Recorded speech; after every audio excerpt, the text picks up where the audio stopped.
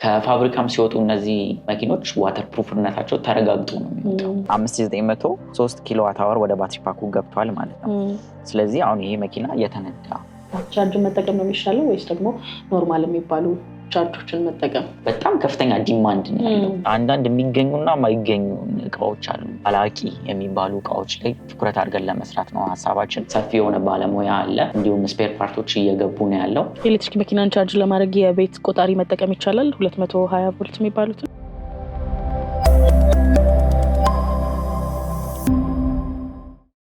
ሰላም ጤና ይስጥልን የተከበራችሁ የገበያ ቢዝነስ ተከታታዮቻችን እንደምን ቆይታችኋል? እንደሚታወቀው እንግዲህ በሀገራችን የኤሌክትሪክ መኪና በተለያዩ የሀገሪቱ ክፍሎች መዘዋወር ከጀመሩ ትንሽ ሰንበትበት ብለዋል። ታዲያ የኤሌክትሪክ መኪና ወደ ሀገራችን ከገባበት ጊዜ ጀምሮ እስከ ዛሬዋ ቀን ድረስ ማለት ነው የኤሌክትሪክ መኪናን በሚመለከት ሰፋ ያሉ ስጋቶች ከተጠቃሚዎች ሲነሱ እንሰማለን። እውነት እነዚህ ስጋቶች ናቸው ወይ? የሚገጥሙ ስጋቶችንስ በምን አይነት መንገድ ነው መቅረፍ የምንችለው የሚለውን ጉዳይ በዛሬው ፕሮግራማችን ለመዳሰስ ወደናል። ታዲያ ይህንንም ደግሞ ለመዳሰስ አሁን የምንገኘው እዚህ ቡልጋሪያ ግራንድ ኢቭ አዲስ የሚባል የኤሌክትሪክ መኪና ገራጅ ውስጥ ነው። እዚህ ከሚገኝ ባለሙያ ጋር ቆይታ እናደርጋለን። እስከ ፕሮግራማችን ፍጻሜ ድረስ አብራችሁ እንድትቆዩ ከወዲሁ ግብዣችን ነው።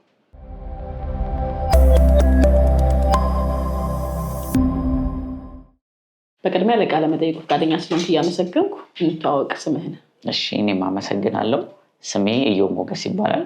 የግራንድ ኢቭ አዲስ ጀነራል ማናጀር እና ጀነራል ባለሙያ ነኝ።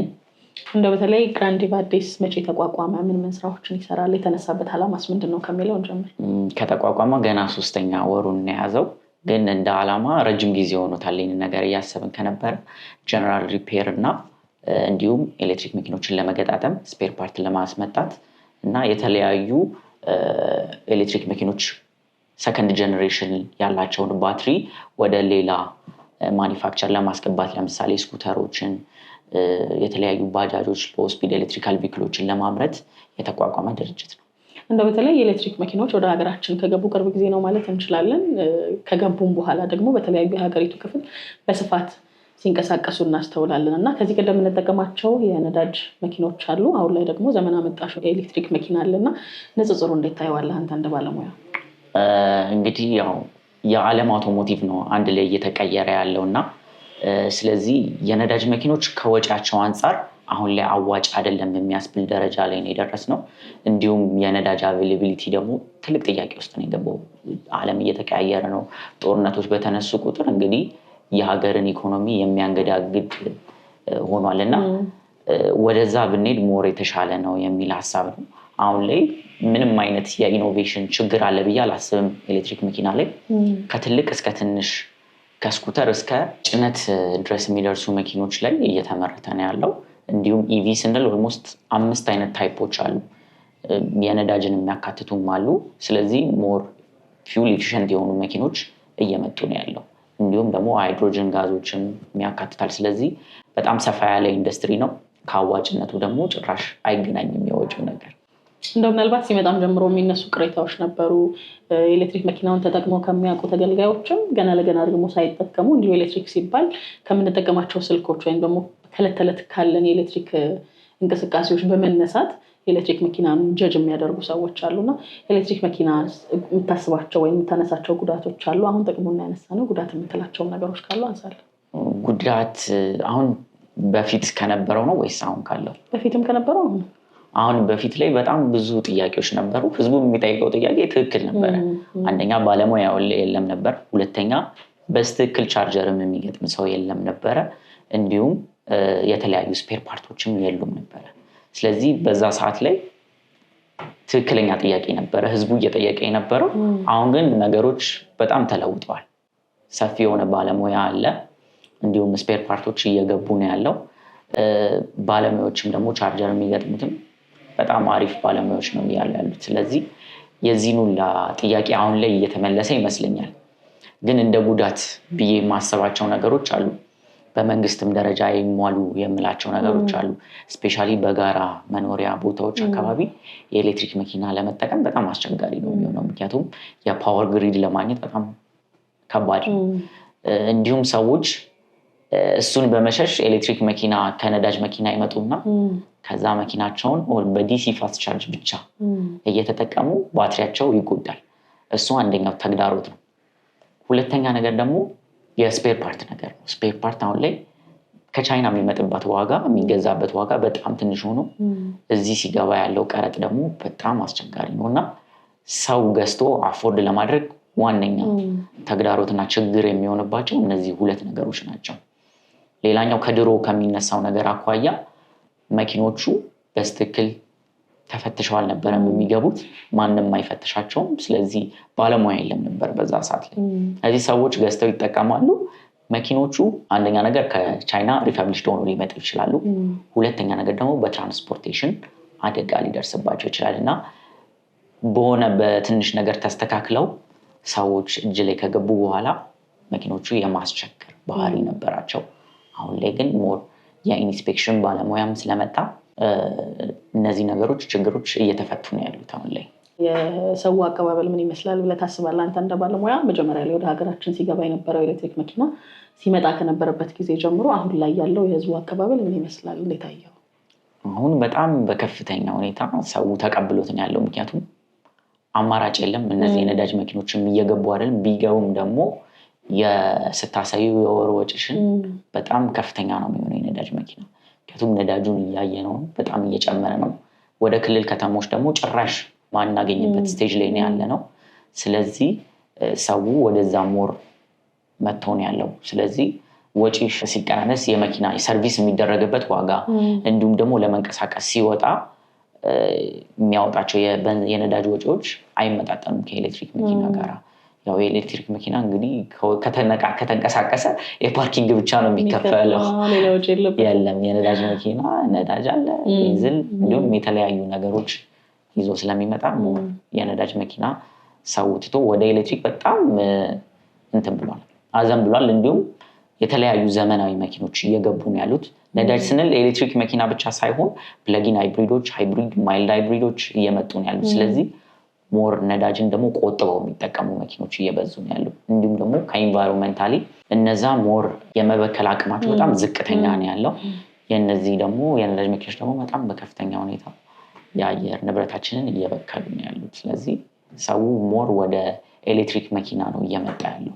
እንዲሁም በጣም ከፍተኛ ዲማንድ ነው ያለው። እንዲሁም በላያብ ሞተርስ ምናምን ሌሎች ማኒፋክቸሮች ላይ በጣም በግፍ ነው ፍሰቱ ያለው። አቅርቦቱ ዲማንዱ በልጧል፣ ከሰፕላዩ በጣም በልጧል። ስለዚህ ሞር ሰው ወደ ኤሌክትሪክ መኪና ነው እየመጣ ያለው።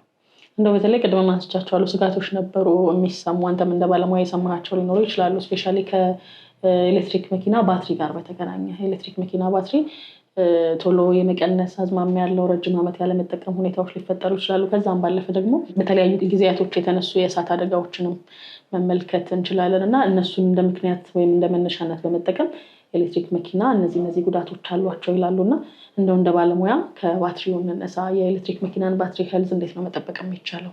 እነዚህ አደጋዎች የሚመጡት እንዴት ነው?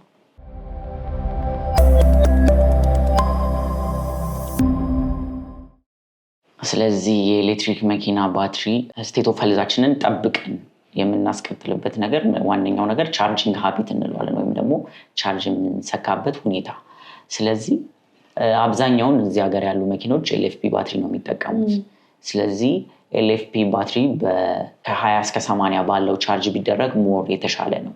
ምንድነው በአምራች ድርጅቶች በተለያየ መልኩ ፉል ቻርጅ ቢደረጉ የተሻለ ነው የሚል ሀሳብ አለ። ግን ኦልሬዲ ቀለል አድርጌ ለህዝቡም ለማስረዳት ያክል ባትሪያችን የስልካችን ባትሪ አሁን ሊቲየም ነው፣ ሊቲየም አየን ነው።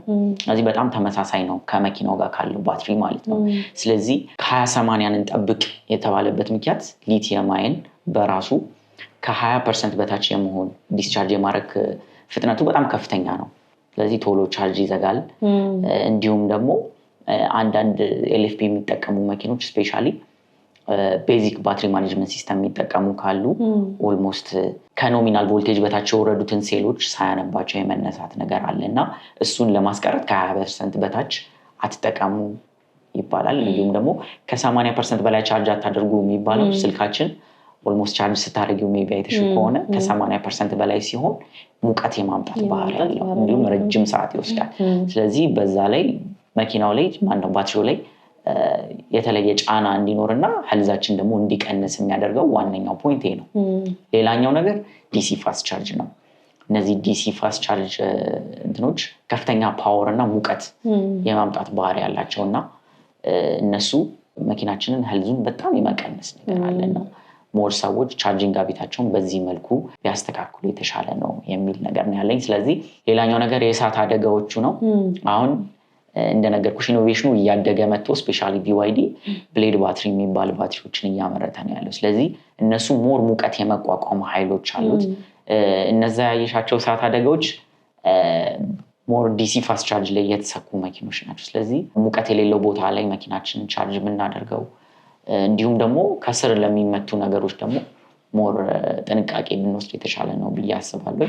ያው እሱ የመንገድ ችግር ነው። አሁን ላይ እንደው በተለይ አሁን የኤሌክትሪክ ባትሪ የኤሌክትሪክ መኪና ከቻርጅ አኳያ ምን ችግሮች ይነሳሉ የሚል ነገር አንስተህልኛል እና የትኛው ነው የሚሻለው? አሁን ፋስት ቻርጅ መጠቀም ነው የሚሻለው ወይስ ደግሞ ኖርማል የሚባሉ ቻርጆችን መጠቀም? ኤሲ ቻርጀሮችን መጠቀም ሞር የተሻለ ነው። ምክንያቱም እንደነገርኩሽ በቃ ዋናው ለኤሌክትሪክ መኪና ለባትሪው ስፔሻሊ ትልቅ ተግዳሮት የሚሆነው እንግዲህ ይሄ ሙቀት የሚባለው ነገር ነው። ስለዚህ ሞር ከዲሲ ይልቅ ኤሲ ቻርጀሮችን ስሎ ቻርጀሮችን ብንጠቀም ሞር የተሻለ ነው። እንደውም ከሚሰጠን ሌቭል 1 ሌቭል 2 ቻርጀር ሌቭል 1 ቻርጀር ሞር የተሻለ ለባትሪው ጤንነት አሪፍ ነው። ስሎወር ሴፈር ነው የሚባለው። ስለዚህ ሞር አሁን አምራች ድርጅቶች ላይ ምን ይባላል እንደው ፉል ቻርጅ መደረግ ይኖርበታል ብሌድ ባትሪ የሚል ነገር BYD ይመጣል። ግን እኛ አብዛኛው ጊዜ ፉል ቻርጅ ሲያደርጉ ሰዎች ሄልዛቸውም እየቀነሰ ነው ያለው። ለአምራች ድርጅቱ ሞር የሚያደላ ነገር አለማድረግ ነው። አንዳንዴ እነሱ ቶሎ ፉል ቻርጅ አድርገን በዲሲ ፋስት ቻርጅ ብንጠቀም ችግር የለውም ምናምን የሚባሉ ነገሮች አሉ። ስለዚህ እነሱ ምንድነው ቶሎ ባትሪ ብንቀይርላቸው ተጠቃሚዎች እነሱ ናቸው። ስለዚህ ሞር ኤሲ ቻርጀሮችን ብንጠቀም የተሻለ ነው ብዬ አስባለሁ። እንደው በተለይ ከመልክዓ ምድር አቀማመጥ አኳያ ማንሳት እንችላለን። በተለይ አሁን እንደ ነዳጅ መኪና ኤሌክትሪክ መኪኖች የተለያዩ የመልክዓ ምድሮችን ተቋቁሞ መሄድ አይችሉም የሚል ሀሳብ አለ። ለምሳሌ አባጣ ጎርባጣ ድንጋይ ያለበት ቦታ ምናምን ሊሆን ይችላል እና እሱንስ የመቋቋም አቅማቸው እንዴት ነው ትላለህ እንደ ባለሙያ? እንደየመኪናው ይለያያል። ማለት ለኦፍሮድ የሚሆኑ መኪኖች አሉ። እንዲሁ ከተማ ውስጥ ደግሞ እንድንቀሳቀስ የምንጠቀምባቸው መኪኖች አሉ። ስለዚህ ለኦፍሮድ የተሰሩት መኪኖች ስፔሻሊ ባትሪ ፕሮቴክተራቸው በጣም ጠንካራ ነው። ለእነዚህ ደግሞ ትናንሽ መኪኖች ከተማው ላይ የምንንቀሳቀስባቸው ደከም ያለ ባትሪ ፓክ ከቨር ነው ያላቸው። ስለዚህ በቀላሉ የመበሳት የመመታት እንዲሁም ደግሞ ፕሪቻርጂንግ ኮንታክተሮች ላይ የመመታት ባህሪ ይኖራል። ስለዚህ በዛ ጊዜ ሎክ BMS ሎክ ማድረግ ምናምን የተለመደ ነገር ነው እዚህ ሀገር። ስለዚህ ሞር ከተማችን አንዳንዴ ውስጥ ለውስጥ ያሉ መንገዶች ምቹ አይደሉም። እንዲሁም ከተማ ላይ ደግሞ ያሉ ስፒድ ብሬከሮች በጣም አስቸጋሪ ናቸው። ስፔሻሊ የኤሌክትሪክ መኪኖች እና ብዙውን ጉዳት ባትሪ ላይ ያደረሱ ያሉት እነሱ ናቸው። እነዚህ የመመታት አደጋዎች አሉ። ስለዚህ ጠንካራ ነው ማለት ግን ከተማችን ለዚህ ሬዲ ነች ብዬ አላስብም። ስፔሻሊ በጣም መንገዶች መስተካከል አለባቸው። ይህንን ነገር የምንቀበል ከሆነ በጣም መስተካከል የሚኖርባቸው ነገሮች ናቸው። እንደው በተለይ አሁን ወቅቱም ደግሞ ክረምት ወቅት ነው። ከክረምት ጋር በተገናኘም እነዚህ ኤሌክትሪክ መኪኖች የሚነሳባቸው አንደኛው ስጋት ነው ማለት እንችላለን። ዝናብ፣ እነዚህ የጭቃ ምናምን ሁኔታዎች እና ከነዚህ አኳያ ኤሌክትሪክ መኪናዎች መቋቋም አቅማቸው ምን ይመስላል? ከፋብሪካም ሲወጡ እነዚህ መኪኖች ዋተር ፕሩፍነታቸው ተረጋግጦ ነው የሚወጣው። ግን እንደነገርኩሽ ቅድም ባትሪ ላይ ኖሮ በአይን የማይታይ ካለ በአይናችን ኢንስፔክት ሳናደርገው ግን ውሃ የሚያስገባ ነገር ሊኖር ይችላል። ስለዚህ እነዚህ ናቸው ችግር የሚፈጥሩት ዋን ኦፍ ዘ ሜን ሪዝን እና አብዛኛውን ሰው ኤሌክትሪክ መኪኖች አቋርጠው ውሃ ማለፍ አይችሉም ምናምን የሚባሉ ጥያቄዎች አሉ። አቋርጠው ማለፍ ይችላሉ፣ ግን ረጅም ሰዓት ነው ውሃው ላይ መቀመጥ የሌለባቸው። እንደዛ ሲሆን ችግር ያመጣል መኪኖቹ ላይ። ስለዚህ ሞር ዋተር ፕሩፍነታቸው ተረጋግጦ ነው የሚወጣው። እነዚህ መኪኖች ግን ረጅም ሰዓት ላይ ውሃ ላይ መቀመጥ አይችሉም።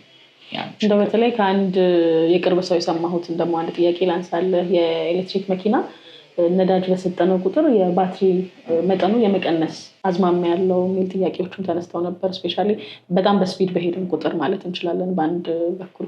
ይህንስ እንዴት ታየዋለህ? እሱ ኮንሰምፕሽን አለው።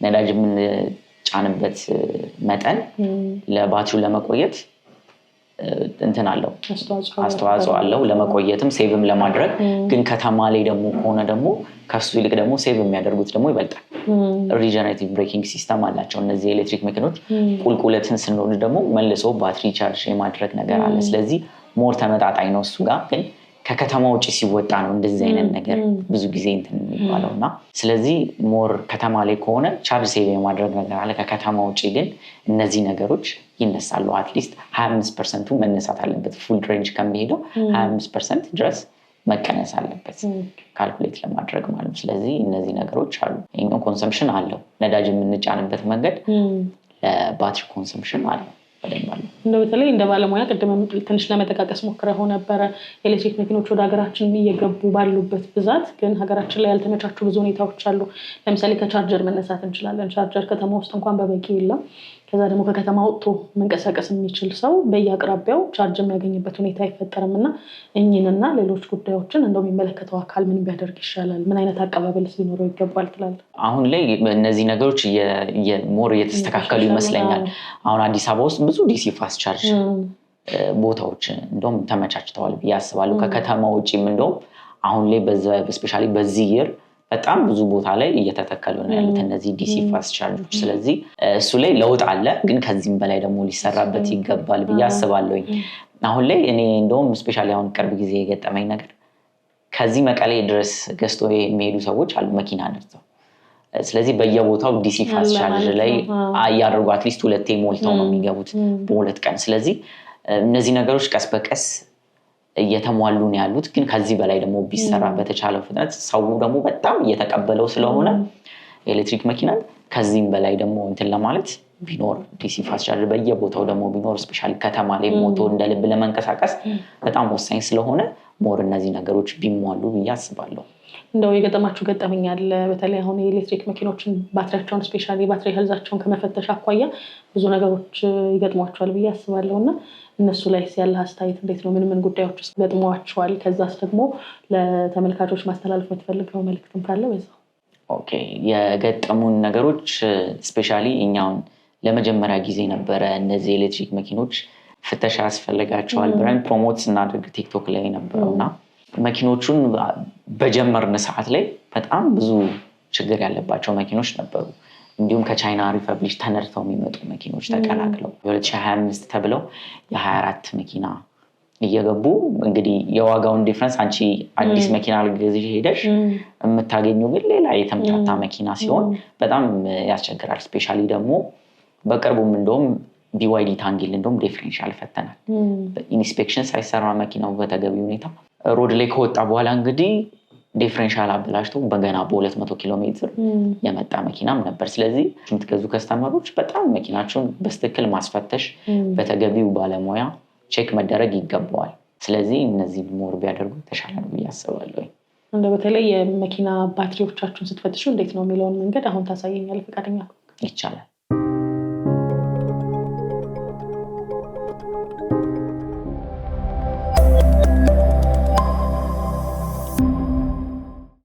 እሺ ቀደም ኦፊስ ላይ ስናወራ ነበር በተለይ የኤሌክትሪክ መኪኖች ባትሪያቸው ቼክ መደረግ አለበት አዲስ ሲገዙ ጀምሮ በሚል ሐሳብም አንስተህልኛልና በምን አይነት መንገድ ነው አሁን እናንተ ጋር ቼክ የምታደርጉት እንዴትስ ነው የሚታወቀው ስለዚህ ቀደም አንስተናል እንደው ሪፐብሊክ ዶኑ መኪኖች የተነዱ መኪኖች ይገባሉ ስንል መጀመሪያ ቼክ የምናደርገው ምን ያክል ጊዜ ቻርጅ ተደርጓል አሁን ስፔሻሊ የBYD መኪኖች ለማፈተሽ በጣም ቀለል የሚያደርገው ነገር የእያንዳንዱን ቻርጅ ሳይክል ምን ያክል ጊዜ ፕለግ ተደርጓል እንዲሁም ፉል ቻርጅ ተደርጓል እንደው ብዙ ጊዜ ፕለግ ባይደረጉ እንኳን ምን ያክል ፓወር ወደ ባትሪ ፓካቸው ገብቷል የሚለውን ነገር እናያለን ስለዚህ ወደ ባትሪ ፓኩ የገባው ፓወር አሁን ያገለገለ የ2024 BYD ሶንግ ፕላስ መኪና ነው እናየዋለን እስኪ አሁን ይሄ ኦልሞስት ምን ይላል አኩሙሌትድ ቻርጂንግ ኤሌክትሪክ ኢነርጂ ይላል ስለዚህ ወደ ባትሪ ፓኩ የገባው ፓወር ነው የሚያሳየው ስለዚህ 5903 ኪሎዋት አወር ወደ ባትሪ ፓኩ ገብቷል ማለት ነው ስለዚህ አሁን ይሄ መኪና የተነዳ which means ብዙ ፓወር ወደ ባትሪ ፓኩ ገብቷል የሚለው ነገር ነው የሚያሳየው ፕለግ የተደረገውን ደግሞ እኔ ምን ያክል ጊዜ ፕለግ ተደርጓል የሚለው ነገር ስለዚህ ኦልሞስት 355 ጊዜ ፕለግ ተደርጓል ይሄ መኪና ቻርጅ ተሰክቷል እና ኦልሞስት ወደ ፉል ቻርጅ ደግሞ ወደ 47 ጊዜ ፉል ቻርጅ ተደርጓል ማለት ነው ስለዚህ ይሄ አንደኛው መለኪያ ነው ሌላኛው ነገር ደግሞ ቼክ የምናደርገው ስቴት ኦፍ ሄልዙ ምን ያክል ነው የሚለውን ነገር ነው ቼክ የምናደርገው ማለትም የባትሪው ጤና። ስለዚህ ቼክ ስናደርግ ሁለት ነገሮች አሉ። ከፋክተሪ ሲመጣ የነበረው ካፓሲቲ አሁን ያለው ካፓሲቲ ልዩነቱን ነው ቼክ የምናደርገው። ስለዚህ እዚህ ጋራ ባትሪ ፓክ ፋክተሪ ካፓሲቲ ማለትም ከፋብሪካ ሲመጣ የነበረው ካፓሲቲ 173 አምፓወር ነው። እንዲሁም ደግሞ አሁን ደግሞ ያለው ባትሪ ፓክ ከረንት ኖሚናል ካፓሲቲው 160.99 አምፓወር ነው ያለው። ስለዚህ ሁለቱን በፐርሰንቴጅ እናወጣዋለን ማለት ነው። ስለዚህ አሁን የዚህ ፐርሰንቴጅ ሲሰራ አሁን ያለው ካፓሲቲ ሲካፈል ለፋብሪካው ሲባዛ በመቶ ያለው ነው የምናሳየው ማለት። ስለዚህ የዚህኛው 160 አሁን ያለው ማለት 160.99 ሲካፈል ለ170 ሲባዛ በመቶ። ስለዚህ የዚህ መኪና ስቴት ኦፍ ሄልዝ 93% ነው ማለት ነው። ስለዚህ ይሄ መኪና ሲጠቀም የነበረው ዲሲ ፋስት ቻርጅ ነበር ማለት ነው። ማለትም እነዚህ መኪኖች በአመት ከ1% እስከ 1.8% ነው ዲግሬድ ያደርጋሉ የሚባለው በኤሲ ቻርጀር ቢሰኩ። ስለዚህ ኦልሞስት ይሄ በአንድ አመት ውስጥ ወደ 7% ምናምን ቀንሷል ከነበረው ላይ። ስለዚህ የባትሪው ጤንነት በጣም ወርዶ ነው ያለው ማለት ነው። እንደው ባትሪ ቻርጅ እንዲደረግ የሚመከረው ስንት ፐርሰንት ሲደርስ ነው? ከዛ ደግሞ ፉል ሆነስ ተብሎ መነቀል ያለበት ከቻርጅ ላይ ስንት ፐርሰንት ሲደርስ ነው ጤናውን ከመጠበቅ አኳያ? በጣም ከወረደ 20% ላይ ከ20% በታች ባይወርድ ይመከራል። ቻርጅ ስናደርግ ደግሞ እስከ 80% ቢሆን የተሻለ ነው። ስፔሻሊ ለኤሌክትሪክ ባትሪዎች ተጠቃሚ የሚሆኑ ሰዎች 20-80 ቢጠቀሙ የተሻለ ነው። ግን አሁን አብዛኛውን ሰው ትልቅ ችግር የሚሆንበት ቻርጂንግ ሳይክሉን እንዴት አድርጌ ነው የምጠቀመው? አሁን 30% ኖሮብኝ ባያስኬዲንግ 30% ሲሆን መሰካት አልችልም ወይ 30% ላይ እንዳለ የሚል ጥያቄዎች ብዙ ጊዜ ይሰማሉ። ስለዚህ ነገ ማያስወጣ ከሆነ ቶፕ አፕ ማድረግ ይቻላል። ስፔሻሊ በሌቭል 1 ቻርጀር ቶፕ አፕ ቢደረግ ምንም ችግር የለውም። ስለዚህ ሞር እንደዛ ቢጠቀሙ የተሻለ ነው ብዬ አስባለሁ። እንደው የኤሌክትሪክ መኪኖች ባትሪያቸው መቀየር አለበት፣ በቃ ይሄ ባትሪ በሌላ በአዲስ መቀየር አለበት ተብሎ የሚባለው እንደ ባለሙያ ምን አይነት ደረጃ ላይ ሲደርስ ነው? ኦልሞስት 70% ላይ ሲደርስ 70% ስቴት ኦፍ ሄልዝ ላይ ሲደርስ ኖቲስ እናደርገዋለን። ማለት መኪናው ቻርጅ ለማድረግ ረጅም ጊዜ ይወስድበታል፣ እንዲሁም ሬንጁ የመቀነስ ነገር አለ። ስለዚህ የዛኔ መቀየር የምናስብበት ጊዜ ላይ ነው የሚደርሰው ማለት ነው። ስለዚህ ከዛም በታች መጠቀም ይችላል፣ ግን ሄልዚ አይደለም፣ በጣም መኪናው ማስቸገር ይጀምራል። ስለዚህ 70% ላይ ኖቲስ ማድረግ እንችላለን፣ ግን ያው ብዙ ጊዜ አያገለግልም ከዛ በኋላ። ስለዚህ ይሄ ነው ያለው ነገር። እንደው መለዋወጫዎች በስፋት አሉ ብለህ ታምናለህ እንደ ባለሙያ? እዚህ ኢትዮጵያ ውስጥ አሁን ባትሪ መቀየር የሚፈልግ ሰው ቢኖር ወይም ደግሞ ሌሎች የኤሌክትሪክ መኪኖች መለዋወጫዎች በስፋት ይገኛሉ? አሁን ላይ አምራች እስከሌለ ጊዜ ድረስ ምንድነው ከውጪ ነው የምናመጣቸው። ስለዚህ ሞር በሻንሲ ቁጥር ነው እየመጡ ያሉት መኪኖቹ በትዕዛዝ። እንደውም አብዛኛው ሰው ፕራይስ ላይ ነው ጥያቄው። ፕራይሱ ከዛ ቅናሽ ነው የሚገዛው፣ እዚህ ሲመጣ ነው ቀረጥ በጣም ከፍተኛ ነገር ያለው። ስለዚህ አንዳንድ የሚገኙና የማይገኙ እቃዎች አሉ የኤሌክትሪክ መኪኖች ላይ ስፔሻሊ ዲፈረንሻል ላይ ምናምን ብንል በተለምዶ የምናገኛቸው ስፔር ፓርቶችን ነው ተጠቅመን ልንጠግን የምንሞክረው እና አቬይላቢሊቲ አለ፣ ግን የሚመጣበት መንገድ ነው ትንሽ አስቸጋሪ የሚሆነው እና የቀረጡም ነገር ደግሞ ኤሌክትሪክ መኪና እዚህ ሀገር እንደመበራታቱ ደረጃ በጣም ከፍተኛ ቀረጥ ነው እየተቀረጠባቸው ያለው እና እሱ ላይ የተሻለ ነው እንጂ የነ ቻንጋኒ ስታር የተለያዩ የኤሌክትሪክ መኪኖች በሞጁል ደረጃ እየተገዛ ነው ያለው፣ ከቻይና ኦርደር ተደርጎ እየመጣ ነው ያለው። ስለዚህ በደም አቬይላቢሊቲ ያለ ቻይና፣ ግን እዚህ ከመጣ በኋላ ግን ችግር ነው። አንዳንዴ ኮምፓቲብል ያለ መሆን ችግር አለ። ስፔር ፓርት ደግሞ ይገኛል፣ ግን የቀረጡ ነገር ትንሽ በጣም አስቸጋሪ ነው። ትራንስፖርቴሽን እና ቀረጥ በጣም አስቸጋሪ ነው። እንደው በተለይ እናንተስ እንደ ግራንድ ኢቪ አዲስ ይሄንን ችግር ለመቅረፍ ምን አስባችኋል? በተለይ በቀጣይ አሁን ከተቋቋመ ትንሽ ጊዜ እንደሆነ ነግረኸኛልና ቀጣይ እነዚህ ኤሌክትሪክ መኪኖች ላይ የሚታዩ ችግሮችን ከመለዋወጫ እቃዎች ከባትሪ ማስመጣት አኳያ ምን አስባችኋል? ስለዚህ ሞር እኛ እንደውም ስፔር ፓርት ነገሮች ላይ ስፔር ፓርት ውጪ ብትሄጂ አሁን የተጋጩ ነገሮች ላይ የመተካት እንደዚህ ኢንጂን ሁዶች፣ በሮች ምናምን ነው የሚገኙት በስፋት። እኛ ግን ሞር አላቂ የሚባሉ እቃዎች ላይ ትኩረት አድርገን ለመስራት ነው ሀሳባችን። ሞር ኩላንት የለም፣ በጣም ትንሹ ነገር ዲፈረንሻል፣ ትክክለኛ ዲፈረንሻል ዘይት የለም። ጎማዎች በጣም አስቸጋሪ ነው እነዚህ ነገሮችን ለማግኘት። ስለዚህ ሞር እኛ አተኩረን ልንሰራ ያሰብነው እነዚህ አላቃዊ እቃዎች ላይ ነው። ብዙ መኪኖች ደግሞ ገና ኤሌክትሪክ መኪና አዲስ ከመሆኑ የተነሳ ገና ሌቭል 1 ብልሽት ላይ ነው ያሉት እና ብልሽት አልጀመሩም እና የብልሽት የጀመሩትን መኪና ትንሽ ለመጠገን አሁን አስቸጋሪ የሆነው እቃዎች እነዚህ አላቂ እቃ የሚባሉት ነገሮች ላይ ነው። ስለዚህ እነዚህ አለቃዊ እቃዎች ላይ በደንብ ትኩረት አድርገን ለመስራት አስበናል። እንደው በተለይ እስካሁን እንደ ባለሙያ ካያቸው ብልሽቶች መካከል የትኛው በጣም አስገረመ ወይም ደግሞ የሹፌሩ ወይንስ ደግሞ ያነዳድ ችግር በምንድን ነው ብለህ አነሳቸው? እስካሁን ድረስ መቼም ኤሌክትሪክ መኪና ሀገራችን ውስጥ ከገባ ትንሽ ቆየት ብሏልና እናንተም ይሄንን ተቋም ካቋቋማችሁ በኋላ ያያችኋቸው ችግሮች በምን መነሻነት ናቸው? የተለያዩ ችግሮች ናቸው ያሉት፣ ግን ስፔሻሊ አሁን ላይ ካገኘናቸው ብልሽቶች መካከል BYD ሴጉል ፀሐይ ላይ ረጅም ጊዜ ቆሞ ነበር መኪናው። ብዙ ጊዜ ሰውየው ሲነዳ ፀሐይ ላይ ነው የሚያቆመው፣ ፀሐይ ላይ ነው የሚውለው መኪናው እና የኢንቨርተር ችግር አመጣ መኪናው። ምንድነው ኢንቨርተሩ ሳይሆን እነዚህ ኮሚኒኬሽን ላይኖች ሙቀት ያዙና ለኢሲዩ የሚነግሩት ሙቀት እንዳለ ነው። ከዳይሬክትሊ ፋን ይነሳል የዚህ መኪና። ስለዚህ የተለያየ ቦታ ይዞት ሄደ ሰውየው። የነዳጅ መኪና ባለሙያ ነን የሚባሉ ሰዎች እንደውም የፋን ሪሌ ነቅለው ቀጥታ መኪናውን አደጋ ላይ የባሰ አደጋ ላይ የሚከተውን ነገር አደረጉ። ግን ወደኛ ከመጣ በኋላ ግን ያው የኢንቨርተር ችግር መሆኑን በደንብ አስረድተነው የተለያዩ ስፔር ፓርቶችን ይዞ መጣ። ግን የ2023 መኪና ስለሆነ ኮምባተብል አልሆነ አለ።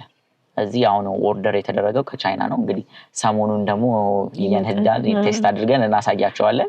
ስለዚህ እነዚህ ነገሮች አሉ የተወሰኑ ነገሮች። ስለዚህ የሚስተካከሉ ናቸው ወደፊት።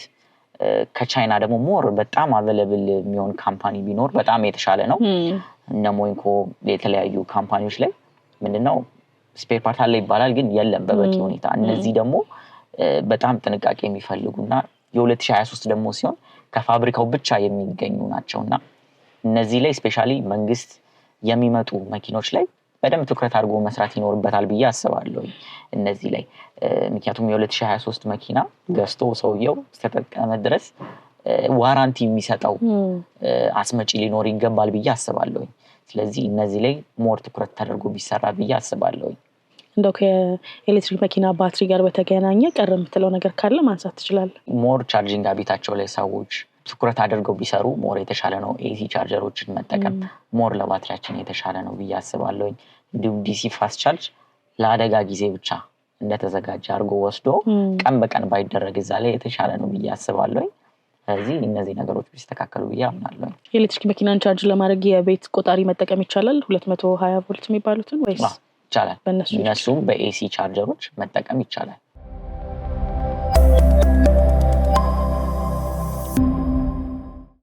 በመጨረሻ እናንተ ጋር የሚሰጡ አገልግሎቶችን ማግኘት የሚፈልጉ ሰዎች የት ነው መምጣት ያለባቸው? እንዴት ያገኟቸዋል? ከዛ ደግሞ እንደዚህ የኤሌክትሪክ መኪና ባትሪዎችን ከመፈተሽ ቅድም እንዳልከኝ ቀድሞ ላይ እነሱን አስፈትሾም ከመግዛት አኳያ የማማከር አገልግሎት ትሰጣላችሁ ወይ? እሱን ጠቁመኝ። አድራሻችን ቡልጋሪያ ኢንተርናሽናል ክሊኒካል ላቦራቶሪ ፊት ለፊት እንገኛለን።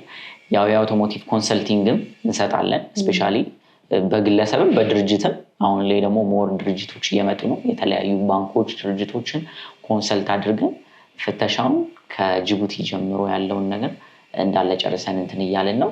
ስለዚህ ፍተሻውን ብቻ ሳይሆን የተለያዩ የኢቪ ሰርቪሶች የምትፈልጉ ሰዎች እንግዲህ እኛን ግራንድ ኢቪዎችን ምርጫቸው አድርጉ። ድንገት ማስተላለፍ የምትፈልገው መልዕክት ካለ በመጨረሻ ምድሉ ልስጥህ። ከኤሌክትሪክ መኪና ጋር በተገናኘ ለተመልካች መድረስ አለበት የምትለው መረጃም ካለ? አንደኛው ነገር በጣም ስፔሻሊ አሁን ላይ እያሳሰበኝ ያለው ነገር በጋራ መኖሪያ አካባቢ የምትኖሩ ሰዎች የኤሌክትሪክ መኪና ስትገዙ መጀመሪያ ቻርጂንግ ቦታችሁን ሳታስተካክሉ ወደ ገበያ ባትወጡ ሞር የተሻለ ነው ብዬ አስባለሁ። ስፔሻሊ አሁን ገንዘብ መበተን ብዬ ነው ማስበው። አሁን በቅርብ ጊዜ የገጠመኝ እንደውም አንድ ኢቱ ፈትሼ የገዛንለት ከስተመር በወር ባልሞላ ጊዜ ውስጥ ባትሪ ስቴት ኦፍ ሄልዙ 96 ደርሷል። ለምንድነው? ቀን በቀን በዲሲ ፋስት ቻርጅ ስለምንጠቀም። ስለዚህ በጣም አስጊ እንዲሁም ሄልዝ ለመናገር እንደውም በጣም የሚያሳፍርበት ጊዜ ላይ ነው የደረስነው እና ይሄንን መጀመሪያ ቼክ ሳታደርጉ የኤሌክትሪክ መኪና ባትገዙ የተሻለ ነው ብዬ አስባለሁ። ስለዚህ ይሄንን ነው ማስተላለፍ። በጣም ነው የማመሰግነው። እሺ እኔም በጣም አመሰግናለሁ። የተከበራችሁ የገበያ ቢዝነስ ተከታታዮቻችን እንግዲህ በዛሬ ፕሮግራማችን በተለይ የኤሌክትሪክ መኪኖች ባትሪ ሄልዛቸውን ከመጠበቅ አኳያ እንዲሁም ደግሞ ከዚህ በፊት የሚሰሙ ተግዳሮቶችን በምን አይነት መንገድ መፍታት እንችላለን በሚል እዚህ ቡልጋሪያ ግራንድ ኢቪ አዲስ ተገኝተን ከባለሙያ ጋር ያደረግነው ቆይታ ይህንን ይመስል ነበረ። ትልቅ እውቀት እንዳገኛችሁበት ባለሙሉ ተስፋ ነን። ፕሮግራሙን ወደ እናንተ ያደረስን እኔ ሳምራዊት ስዩም ከካሜራ ባለሙያው ዮሐንስ ኩሻ ጋር አብረናችሁ ቆይታ አድርገናል። በቀጣይ በሌሎች ጉዳይ እንገናኛለን። እስከዛው ድረስ ሰላም ቆዩልኝ።